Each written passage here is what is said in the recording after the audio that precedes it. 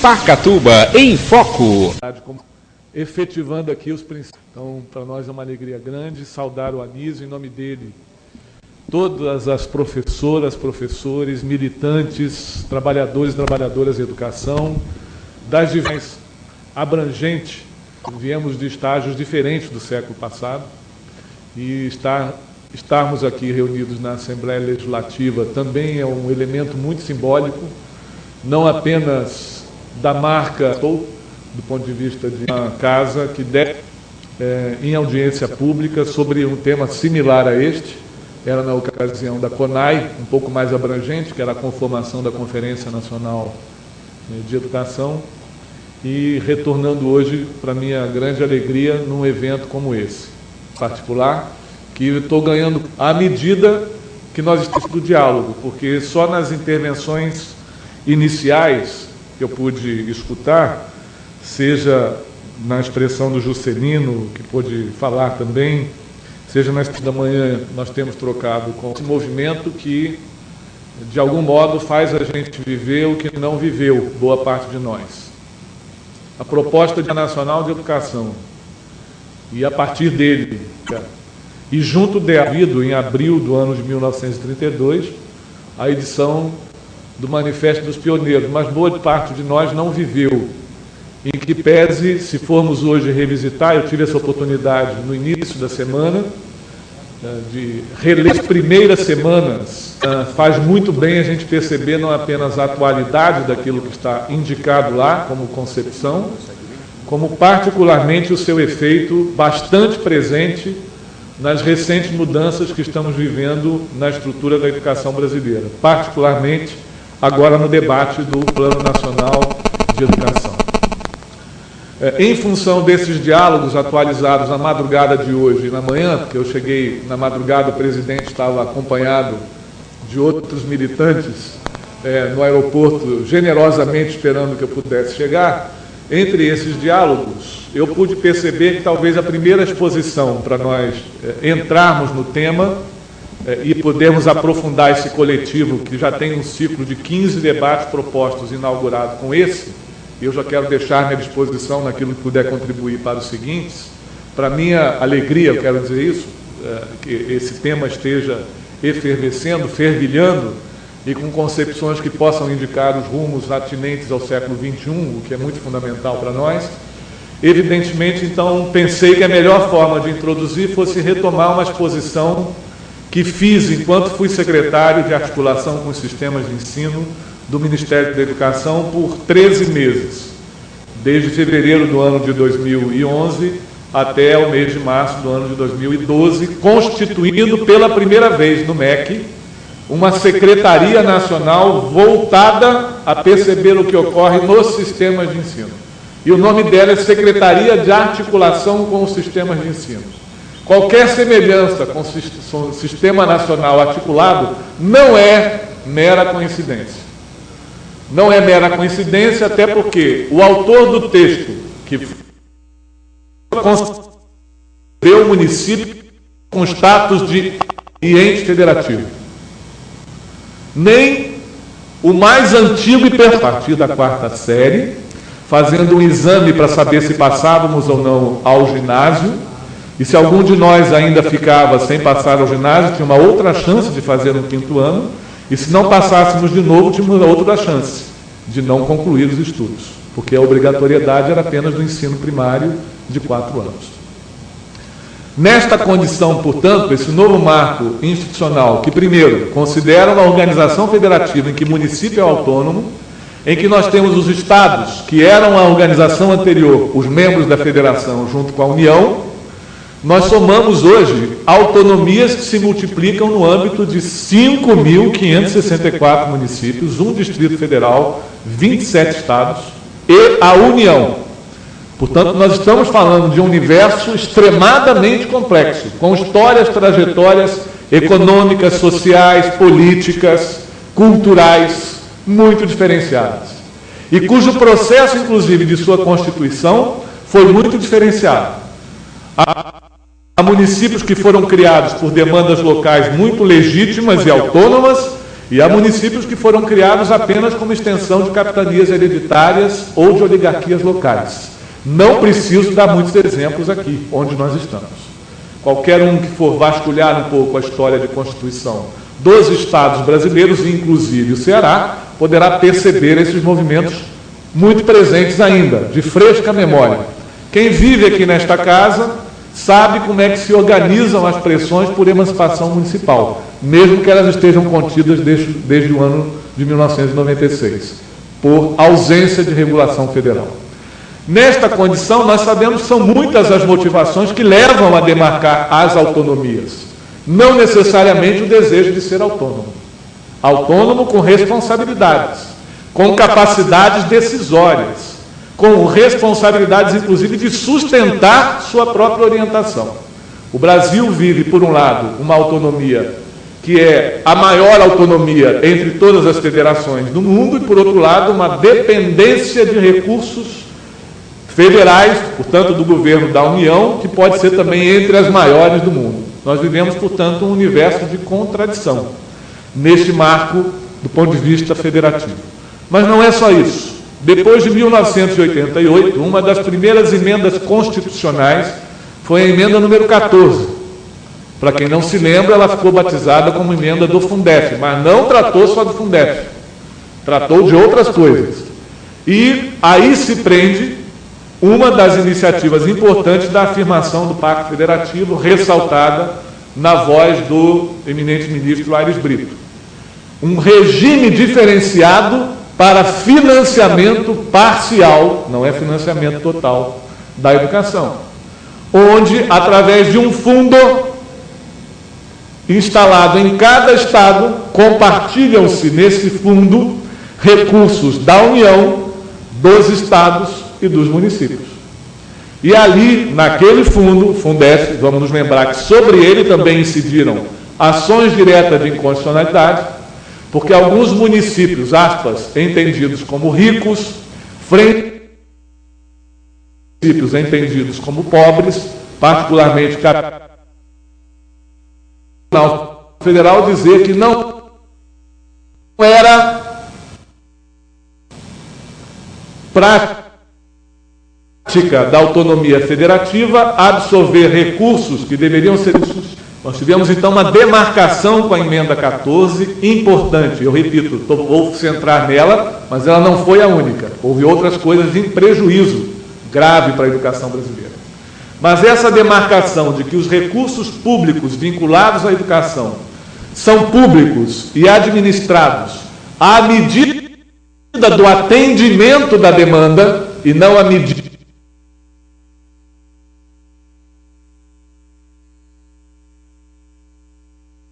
autorizou uma alteração na LDB que textualmente afirma que toda criança, a partir de completar 6 anos de idade, tem sua matrícula assegurada em qualquer época do ano, no ensino fundamental, e a partir dos 4 anos de idade em pré-escolas. E vai até a conclusão do ensino médio, como já me reportei aqui, a maior extensão de obrigatoriedade em todas as constituições vigentes recentemente. Agora sim, vamos ao novo. Dado esse marco constitucional, eu não conheço nenhum direito que tenha sido constituído sem antes ser motivo de muita luta, de muita decisão, portanto, de manifestação pública, de protesto. Eu dizia há pouco nas emissoras de rádio que estão fazendo a cobertura aqui desse nosso evento, que nós vivemos uma regra de convivência humana que nos persegue a vida inteira, desde o momento do nascimento. A criança, assim que veio à luz, ou a luz se apresentou à criança que não der o seu primeiro choro, o seu primeiro grito, tapinha no traseiro para desengasgar. Porque a regra da convivência humana é quem não chora, está fraco, hein? Não mama. E a tarefa de um sindicato não é somente fazer com que a gente chore, mas que esse choro seja organizado de modo a que ele seja também motivo de comemorar a alegria em cada vitória que a gente faz adiante. Portanto, a convocação de Paulo Freire, no tempo que ainda já estava experimentando sua condição de secretário municipal de educação, lá na cidade de São Paulo, com Luísa Erundina prefeita, ao fazer esta frase, vamos encher o Brasil com marchas, inaugurando e anunciando o que veio a ser o Fórum Social Mundial, é carregado dessa densidade. Não há direito que não tenha sido antes motivo de luta. E como consequência, em sociedades democráticas e do Estado de Direito, o direito só se consolida quando ele se conforma em lei. Mas nós sabemos também que nenhuma lei coloca fim à luta. O exemplo trazido hoje aqui da Lei 11.738, a Lei do Piso Salarial Profissional, entre outras, é muito evidente. Mas essa é contundentemente evidente. Portanto, ter marcha, ter luta, ter protesto, ter manifesto, inclusive com alegria, inclusive com as condições de nós estarmos dando visibilidade àquilo que nos dá razão de amanhecer cada dia dizendo que vale a pena ter amanhecido. Esta condição objetiva nos aponta que a gente ainda tem velhos temas para tratar e, portanto, a convocação das marchas não se encerra. Por essa razão mesmo, em setembro deste ano, já está convocada uma marcha nacional pela vigência do piso salarial profissional nacional, se eu não estou enganado.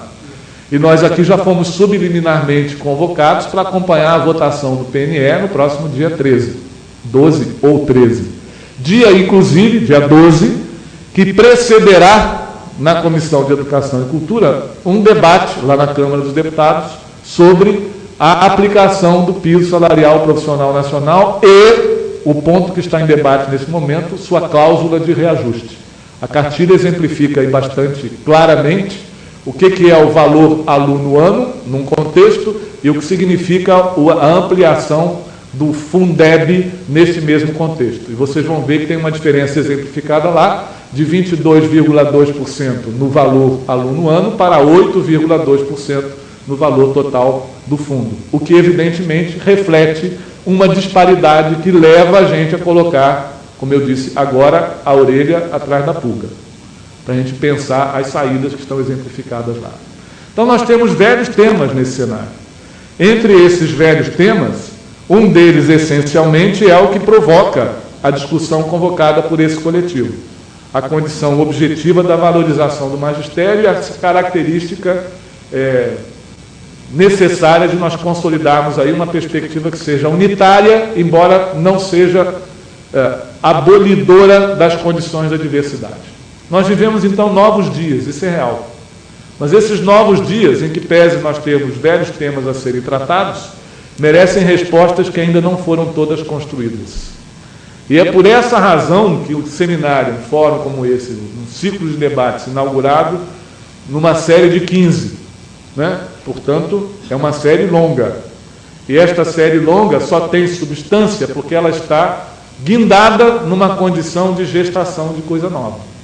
Nós não estamos satisfeitos com as justificativas que nos dão e nós estamos ocupados, portanto, pré-ocupados, ocupados antes das soluções que devem nascer da nossa mobilização.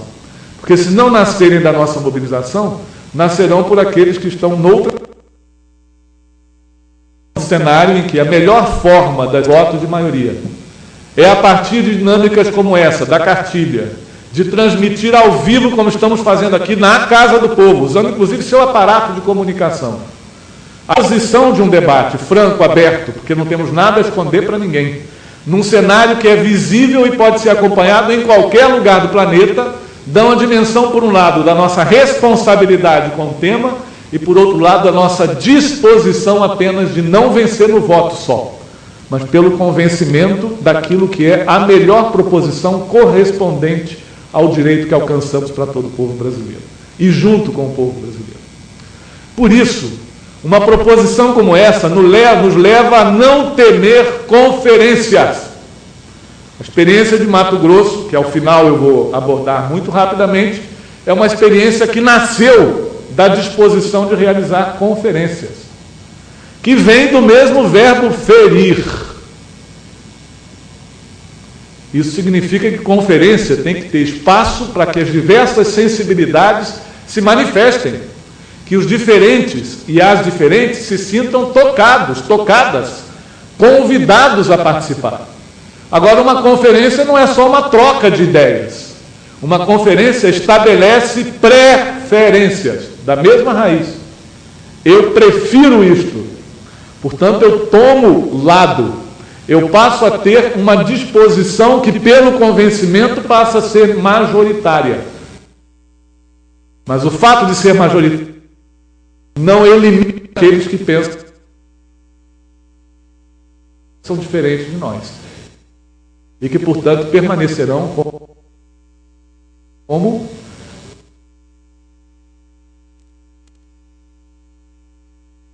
pontos de disputa. Mas o mais importante, depois do digo, conferir e preferir. Nós queremos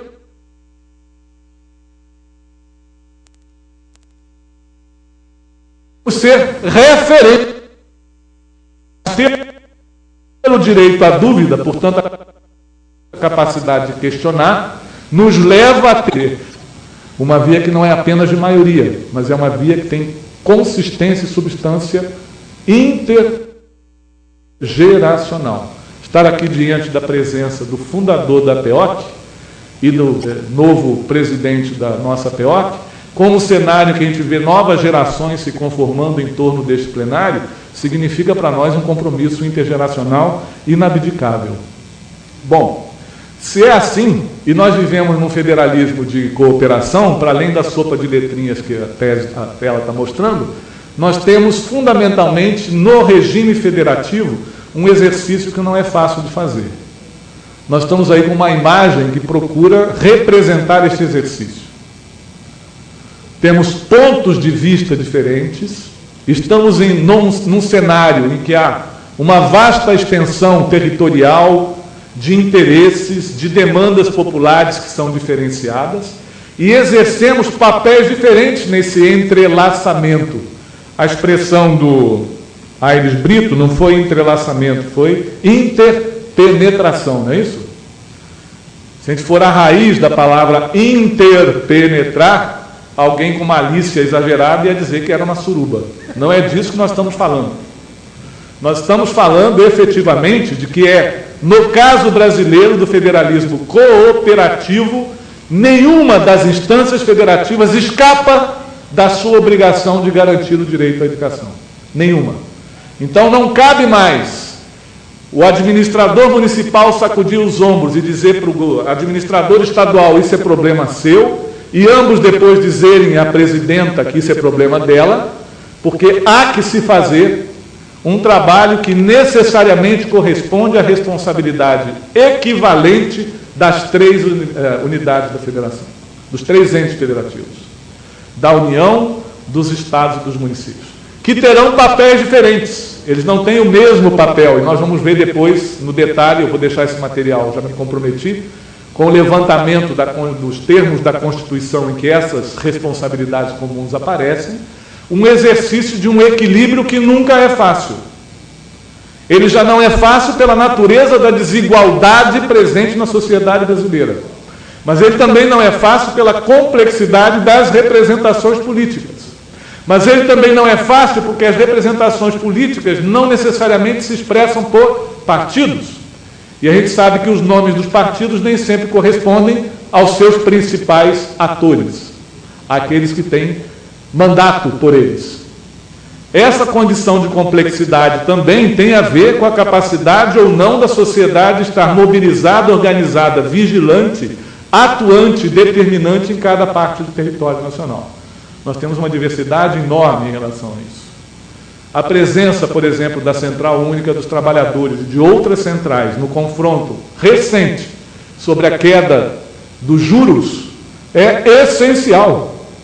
E nós sabemos, se corresponde hoje aos orçamentos da União, como falou aqui o companheiro Ivo da Uni, que 40% do orçamento de 2010 foi ainda consumido com dívida pública, cada ponto percentual a menos na taxa Selic significa uma redução de quase 8% nessa dívida pública.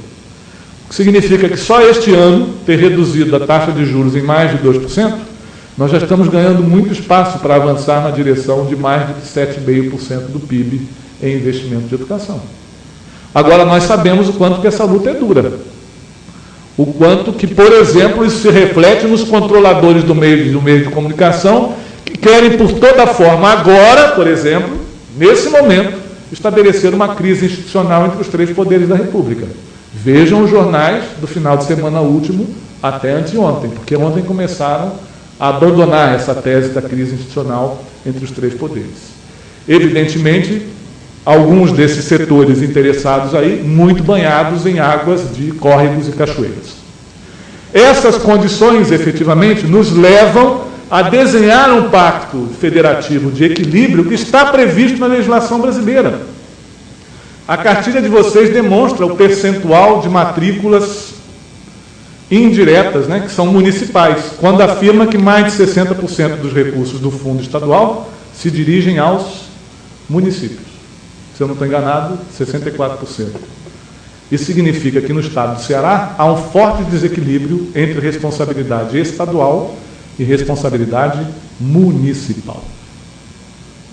Ora, onde há desequilíbrio na oferta e na garantia do serviço, necessariamente haverá migração de recursos de um ente para outro ente.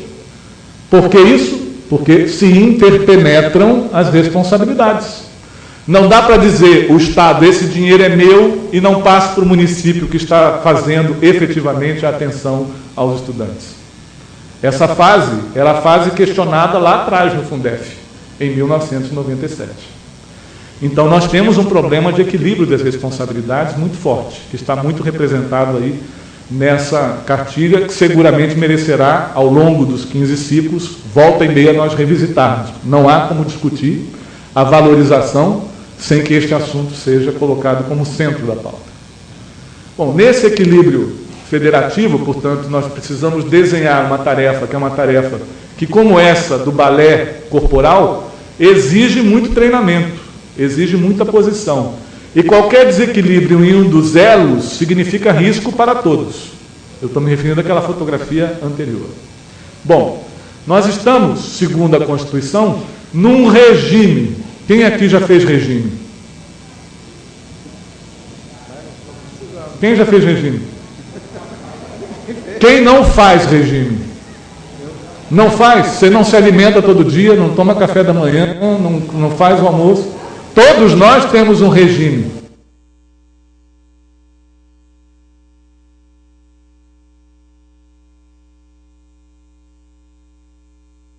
Que ocorre todos os dias, que é o do regime. Por isso, a Constituição fala que cabe formas de colaboração para cada tarefa específica. No transporte, a União entra com X, o Estado entra com Y, o município entra com Z, e os alunos têm direito ao transporte. No meu tempo lá do exame de admissão, ninguém discutia transporte escolar porque não era uma preocupação pública. Muito recentemente, ninguém discutia quem é que pagava, que era só o município. Hoje não se discute mais, já está em renovação de frota. E daqui a pouco se discutirá se o motorista do ônibus e o cuidador não tem que ser profissionais de educação. Não é isso? Essa é a tendência do desafio que nós temos adiante. O regime de colaboração, que é aquele previsto na Constituição, não nos permite separar de maneira unilateral essas responsabilidades. Além do regime de colaboração, que prevê, portanto, formas de colaboração específica, no caso do Fundeb, há uma forma de colaboração definida por duas pontas. Na ponta do dinheiro do ingresso, não é isso?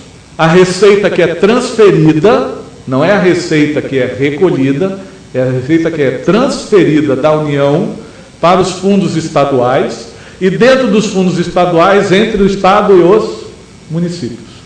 Mas o ISS-QN, Receita Municipal, não entra no fundo. Mas ela está obrigada a ser também computada nos recursos da educação. A parte do ICMS que fica com o Estado, os 75% que são estaduais, porque 25% ele tem que passar para os municípios, entra no fundo em função das matrículas. Se o Estado tiver mais matrícula, a maior parte fica com ele. Se o Estado tiver menos matrícula, a maior parte vai para os municípios. O imposto de renda retido na fonte, Receita Federal, não é isso? Virá na proporção das matrículas de cada ente. Mas, vamos nos lembrar aqui, o imposto de renda retido na fonte dos estados e dos municípios é receita própria. É aquela que é recolhida no nosso contra-cheque, Quem tem contra-cheque aí acima do teto de contribuição, R$ 1.431, vai verificar lá o desconto do imposto de renda retido na fonte. Qual é a fonte? A fonte foi a que te pagou. Se foi o Estado, ficou na receita do Estado. Se foi o município, ficou na receita do município. Olha a aplicação em educação. Ação federativa e chegamos na unidade escolar, a partir do regime. Vou concluindo, porque acho que o meu tempo já esgotou para essa etapa, que nós temos de verificar que em qualquer das nossas concepções sobre como esse federalismo se operacionaliza para cumprir o tema que é proposto por esse ciclo, o Sistema Nacional de Educação e a Valorização da Carreira Docente, nós temos de levar em conta diversidade, coesão e unidade. Isso significa, portanto, que os diferentes se perguntava cor. Agora, além de cor, pergunta etnia. Foi a primeira vez que os habitantes que ocuparam o território brasileiro antes de 1500 puderam dizer na sua língua como é que eles se chamam. Eu estou falando do ano de 2010. E falo como alguém que lá na Câmara dos Deputados, por primeira vez, levantou o tema do livro de registro das línguas. Nós temos mais de 280 idiomas falados no Brasil por brasileiros de muitas gerações milenares anteriores aos colonizadores da Europa. E o que isso significa de reconhecimento hoje? O que significa a aplicação da lei de 2003, que fala de nós termos a memória afro e a memória afro-brasileira presente nos currículos? O que significa a lei de 2007, que afirma que além de afro e afro-brasileira, nós temos também a das culturas milenares indígenas. Até 2010, pensava-se de maneira do senso comum que indígena só habitava territórios da Amazônia muito escondidos, que era como algum alienígena que, num espaço de vitrine, podia ser visitado à distância, de preferência à distância mesmo, para não ter contato nem com o cheiro. O que revela o censo de 2010? 80,2% das cidades brasileiras, eu estou falando do espaço urbano, tem populações indígenas. O que isso significa para a diversidade? Significa para a diversidade a afirmação de que rapazes e moças têm o direito do uso do seu nome social no ambiente escolar. O que isso interfere nas concepções, inclusive de família que nós temos, de tradição cultural, de linguagem, de predisposição, de postura discriminatória ou não. O que significa de revisão de livros didáticos. O que significa afirmar que nós não somos mais um país católico, terra de Santa Cruz, ilha de Vera Cruz. O que significa dizer que a escola, como espaço público, é um espaço laico, em que pese ter o direito, quem tem suas religiões professadas, de no ato da matrícula no ensino fundamental, ter o espaço do ensino religioso garantido. Mas é facultativo aos pais e aos alunos. E quando eu falo do ensino religioso, não é o proselitismo de uma religião, de uma cultura. O que isso significa para esse novo desenho, para nós entendermos do que nós estamos falando ao afirmar direito público subjetivo. Mais adiante, se nós estamos falando de um direito público subjetivo, vou concluindo, nós estamos falando de uma política pública. Não há política pública que antes não tenha sido reivindicação, reclamação, mobilização, ruído. Alguns chamam desordem, outros chamam baderna. Nós chamamos luta.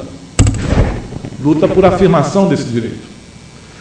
Quando nós temos um ordenamento jurídico em Estado de Direito, que é o Estado moderno e é o Estado brasileiro, democrático de direito, se conforma na Constituição Federal como organismo máximo, e abaixo dela leis complementares, leis ordinárias, decretos, instruções, portarias que nós conhecemos. O que nós temos hoje de política pública de educação assegura como princípio da educação valorização dos profissionais da educação. O texto constitucional de 88, falava valorização do magistério. Aqui nós temos uma diferença importante, que a CUT é muito custosa. A afirmação de que nós pertencemos à classe trabalhadora. E quando nós estamos falando um recorte dessa classe trabalhadora do trabalho docente, nós não perdemos noção de que integramos uma classe trabalhadora. A emenda constitucional 53, que eu mencionei no início da nossa fala, além de constituir o Fundeb, diz que a valorização é para os profissionais da educação. O que trouxe uma alteração na LDB, descrevendo quais são os profissionais da educação. E eu mesmo dei um exemplo aqui que alguns vão se assustar. Daqui a pouco, o motorista do transporte escolar reivindicará para si, e nós estaremos ao seu lado, a condição de um profissional da educação. Particularmente quando nós tivermos todas as crianças de 4 anos de idade do campo e das periferias das nossas cidades com o direito pleno de acesso às creches. Ou nós não vamos pensar nisso? Nesta condição, portanto, de política pública, ao afirmar que nós temos esta condição geral, o projeto que apresentei das diretrizes de carreira foi associado ao projeto de piso. Então, vocês têm lá na sequência do projeto 1592, que foi das diretrizes de carreira, um projeto de piso, porque a emenda 53 também falou que o piso não é só para o magistério. A lei regulamentada, esta é do piso do magistério, por uma opção tática. Nós ainda não conseguimos a profissionalização de todos os trabalhadores de educação, mas já conseguimos uma parcela importante deles, que são os docentes. Para esta condição, alcançamos a regulação do piso salarial profissional nacional, que é uma política pública de valorização, preceito constitucional da educação. Bom, hoje ela ainda é cheia de pontas, como nós vimos naquele desenho. Vocês viram que aquele slide é um slide de quebra-cabeça, onde nós temos pontas. Porque precisa ganhar a conformação ordenada de um sistema nacional. 3 verbos foram apresentados ali na exposição do Helder. Se eu não estou enganado, articular, coordenar e regulamentar. Portanto, um sistema nacional, eu acho que você estava copiando o texto do Saviani, né? Acho que estava citado entre aspas, um organismo articulador, coordenador e regulamentador. Estas condições, no meu entendimento, precisam estar consignadas numa lei complementar ao artigo 23 da Constituição. Se não for assim, nós não temos uma competência institucional para limitar as áreas de atuação de cada ente federativo. Lembra o regime de colaboração que eu falei lá atrás? Eu não tenho como separar, a União tem a obrigação de contribuir com o livro didático, independentemente de eu estar falando da capital com a renda per capita mais alta do país, ou do município deste novo concurso, dessa nova carreira, com o nível... Pacatuba em Foco.